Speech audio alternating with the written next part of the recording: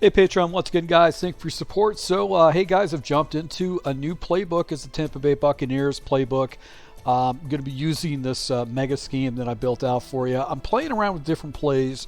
Once I lab up a scheme, I start jumping into play now games in just regular computer just to see what plays work the best. And I've actually made some adjustments. I'm going to come back and revise this and try to master this mini scheme, but it's roughly about 3 different formations that I'll be using.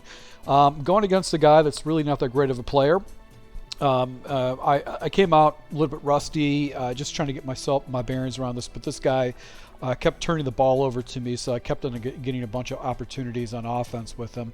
So in this type of situation, I actually get the ball, get a turnover from him, so just wanted to try to go ahead and leverage this. Now typically what I do with this offense is I like to do an outside zone, and I just want to kind of read the blocking and just see if there's any kind of leverage. And when I saw this extra defender come down here and this defender right here, the off-tackle run is really not going to be that good because there's going to be a lot of people filling gaps. So it was not a play that I actually wanted to check into. Looking at the alignment, he presses his guys down, and he's showing me like a cover one look.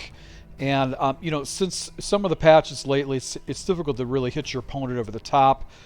So I just figured, I think what I did is I just went with a run. I went with this off tackle trap play, and I get really good blocking, but his defender's unblocked right there. And I think what he does is he actually tackles me, and my guy kind of falls back. It's kind of the theme of this this game that I actually was getting pretty good yardage, and then actually my guy would try to break a tackle and then actually lose yardage, and I actually took a loss of yardage. So right here, he actually has got an extra defender here on the edge. He's got a guy over the gap. He's got 2 guys right here. He got this guy spread out. So this is probably like a 43-61 defense. And I think I tried to go ahead and hit him with the outside run. I've got a double team on a star defender. I've got some pretty good leverage right here. This guy comes up. So really my goal is to get into this hole right here. My hole is actually set. I try to run into it, and he fills it with his user. So really nowhere for me to go with it. And his star tackle, or defensive tackle, actually gets into the gap and actually fills it up. I don't know if he was in Tampa 2 or not. Right here, we're in a 3rd down situation. This guy's slightly leveraged on the outside. This guy's slightly leveraged on the outside, and he's straight up. So when I see a coverage like this, it is cover 6 coverage with the flat defender over here. And what I have found in the lab with this particular play, see if we can jump into it correctly, is when I use the shock option. This is probably my money play that I'm using in this scheme right now based on the labbing. If I take this guy and put him on a corner, if it's matching principles, this route will get open naked. It will be wide open naked because of matching principles. But when I snap the ball, what happens is this defender keeps floating up, and I've got this guy over here. I think he comes out. I'm used to seeing matching principles. I had this guy wide open. I should have looked at that read right away, but I was looking for the one-play touchdown opportunity. So I was waiting for that to develop, and it wasn't going the way I wanted to. And I think what I could have done is checked it down, but I was looking to press over the top, and he actually gets a block shed and actually sacks me right by the 2-yard line. So not a good situation. I already got a turnover against this guy. His offense didn't seem that good, so I figured to just go ahead and pump the ball away, make him go to the distance with his series. I actually did get a turnover, but then my defensive defender actually turned the ball back over as he was running back, and as a result, he ended up taking the ball in the end zone. So down 7-0. So similar situation. I've got off coverage right here. I read this defender if I got off coverage and I want to pop this guy, but if I got inside leverage, I'm going to be looking for this guy, and I'll actually streak this this white tight end to kind of take the top off and actually give myself an opening. So what I love about this play is this particular angle of this route is really glitchy, and I'll watch this defender, and if this defender slides out and supports this route, I'll pop this. But if this defender actually comes in and plays this route, I can pop this little hitch route because he's got off coverage. So pretty much go everywhere with this play. Really love it a lot. You can see the curl route right there is available because the defender actually comes after to the running back, and I'm able to go and get an easy completion. So this is just a part of the lab work that I'm doing. Second quarter now, he's got off coverage. You can see this guy's lined up on line, and you've got this guy slightly to the outside, this guy slightly outside. So this is going to be cover 6. But the flat zone defender is right here. You got your hook zone defender and then a cover 2 defender. I think, let's see what I jump into. I think I might have just went with a run. No, I try to hit this guy with a cover 2 beater. So my assumption is that I can hit this middle route right over the middle of the field because there's just not really no support, or I can hit this route over the side because there's really not going to be any support with those routes. And I try to take a shot over the top, and I should have possession catched it. I think I tried to rack it, and that's why that ball actually got knocked out like that. But that was the right read. It was cover 6. I read it correctly. Now he actually goes in and makes an adjustment. He goes into cover 2, and I'm going to go ahead and just streak this guy up. Stay with the same play. This guy's slightly shaded to the outside. He's slightly shaded to the inside. He's slightly shaded to the outside. I've got 2 high safeties. So I've got basically a pocket shot right here, and I've also got a pocket shot right here.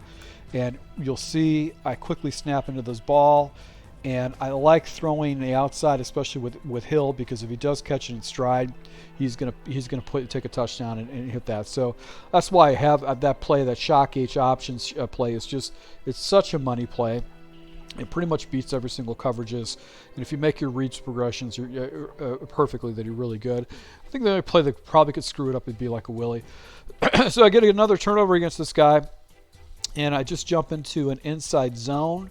And the reason I have an inside zone, I've got just a really big gap, so I want kind of like a blocking type situation where these guys double team, and with the hope that this guy's going to peel up. But I don't think this defender gets actually picked up at all. And as a result, I think he shoots the gap. See, he shoots the gap right there. I probably should have tried to cut this back, but he didn't get to it, and he actually shoots the gap right there and actually gets me for a 2-yard loss. So right here, back at it again, he's got off coverage, and I go into shock option because I'm looking and reading this guy, and I'm also reading this guy. So this is my first read. If this guy comes out supports, I'm going to go and drop it down to the running back. If the defender actually stays in, I should be able to hit this curl and actually get an easy completion.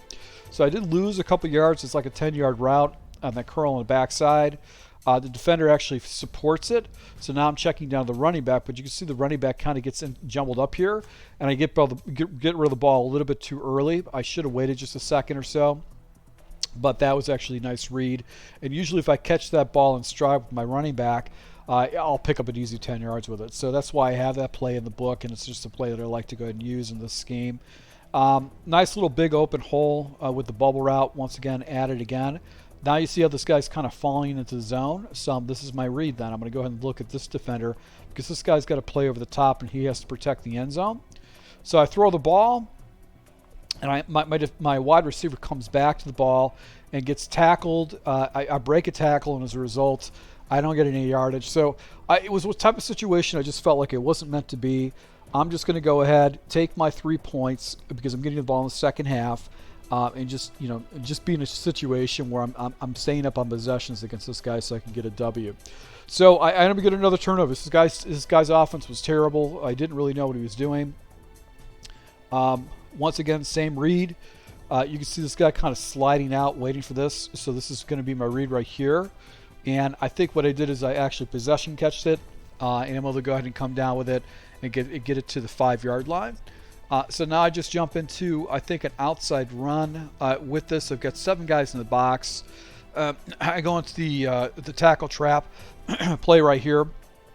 I get pretty good blocking. I'm unable to get the ball into the end zone. That's the one thing about using a small little running back that's fast like that. Sometimes you just don't get it, don't get the ball in there. And I'm actually going to go ahead and look to this route right here with the tight end with the hope that this guy's going to hold his block and try to turn this ball into the end zone. And Alexander comes off the block and actually gets me for a tackle right there. So 2nd and 2 situation. I go and jump into this counter play. So basically this guy kind of comes out, comes back, and then comes in, and this guard will actually pull, so it's going to be overwhelming that side of the line. He only has a couple defenders. He's got 4 defenders over there. I'm going to basically have about 5 blockers blocking that side. So pretty much overwhelmed right there. Walker does come off the line, but I'm able to go and get the ball into the end zone, going up by another score. He does actually give up a really bad score. I get a strip sack, and I'm able to go and get the ball in the end zone. So take a look at the score right now. It's 24-7, and I'm on offense to be able to go up by another score. So I use outside zone as my base play. This is what I want to go ahead and read, and actually jumps into basically cover 2 man. Now, the reason why you see he's cover 2 man is because these defenders are down inside shade, inside shade, inside shade, and I've got a too high safety look. So when they're pressed like that, inside shade, that's telling me it's cover 2 man.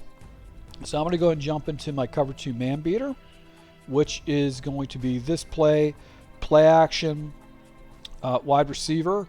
This route kind of dips in and then comes over to the middle of the field, but I want to open this area up as another progression. So I need to open that up. I needed to put this safety in conflict. So what I'll do is I'm going to streak this guy up to pull the safety out. So this is going to give me 2 pockets against cover 2 man that I can actually throw into, because this safety will be in conflict, and he usually will carry over this route because this route takes a little bit longer to develop. So watch what happens. Quick snap it. What happens is, because I got run fits, these defenders actually kind of get out of position. But I've got a switch concept, I've got a post, and I've got a wheel that comes up, and the wheel should be wide open for an easy completion. So watch what happens. You can see the wheel gets open. I just go ahead and just pop the play right there. I'm just going to rack it and get myself an easy touchdown against this guy. So able to go ahead, get a rage quit out of this guy. After this happens, he's down by several scores. He just couldn't do anything on offense. He was making a lot of decisions. He actually rage quits out. So once again, guys, thanks for your support. I'll be doing some more stuff as far as running this particular offense and trying to expand on the playbooks, but I want to master a couple different formations before I keep expanding. So I'll be rolling out some more stuff for you. So thank you for your support, guys. Until next time.